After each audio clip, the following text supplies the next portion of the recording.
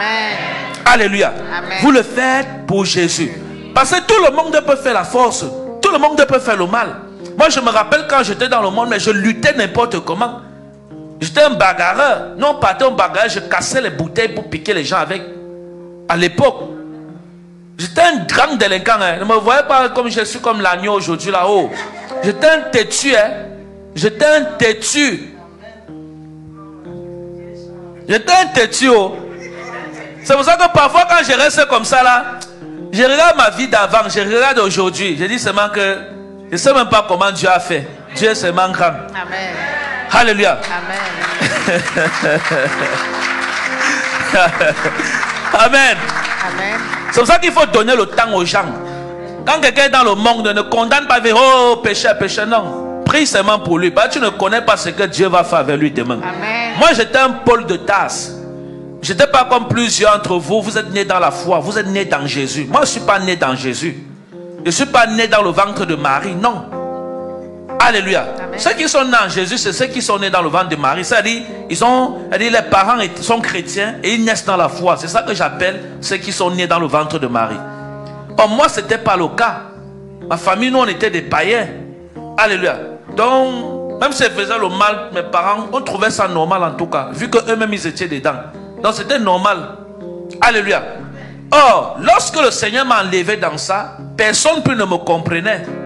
J'avais complètement changé, même maman patience. Je vous ai dit que j'avais gâté mon mariage avec maman patience à cause de Jésus. Amen. Parce que nous deux, on était dans le monde. On était copains, copines. Après, on s'est mariés. Lorsque j'ai donné ma vie à Jésus, oh Seigneur, je ne peux pas vous dire, c'était le scandale. On n'était pas mariés, pardon. On était copains, copines.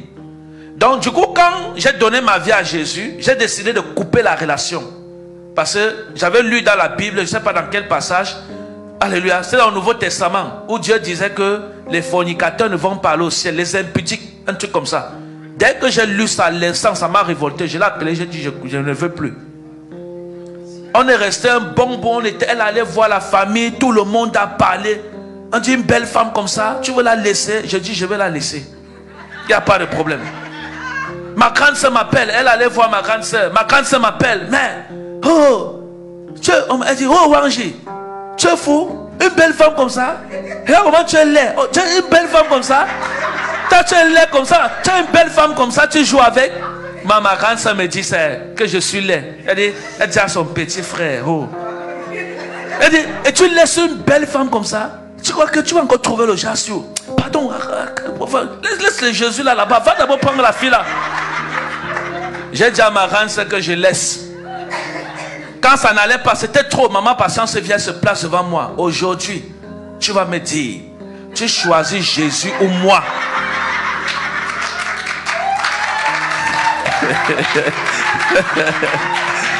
Alléluia. Amen. Maman patience me dit, oh, elle se place. Comme elle avait vu la famille, personne n'avait pu me convaincre. Maintenant, elle est venue oh, devant moi. Elle me dit, tu choisis Jésus ou moi? Je lui ai dit que je choisis Jésus. Elle a dit ok. On s'est séparés. Alléluia. Amen. On s'est séparés. On avait les enfants. Hein, donc je m'occupais des enfants. Oh. Elle vient chez... Comme j'étais chez ma mère. Elle vient, elle me touche les joues. Je dis non. Tu te rappelles maman? Elle est là non?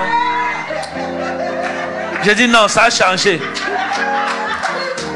Maman était protestante et elle m'expliquait que non, j'ai causé avec, c'était qui le prêtre?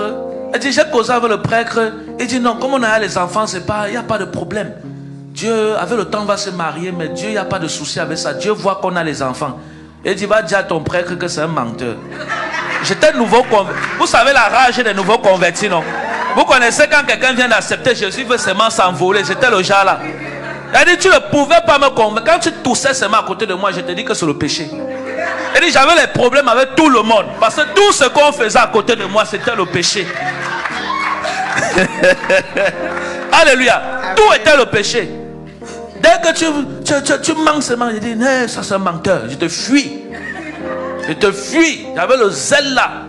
Alléluia. C'est comme avec le temps, voilà, on a lu, on est un peu devenu plus mature. Bon. On sait que les choses changent, mais pas comme on est dans le péché, non. Mais on peut comprendre que okay, si quelqu'un fait quelque chose, on prie juste pour lui et Dieu change la personne. Avant moi, c'était pas le cas. Dès que tu fais quelque chose, je ne te parle plus, on devient ennemi. C'est le genre de chrétien là que j'étais. Alléluia. Je m'en foutais de tout. Même elle se plaignait. Oh, même les enfants, tu t'occupes des enfants. C'était pas mon problème. J'étais seulement consacré dans les choses de Jésus.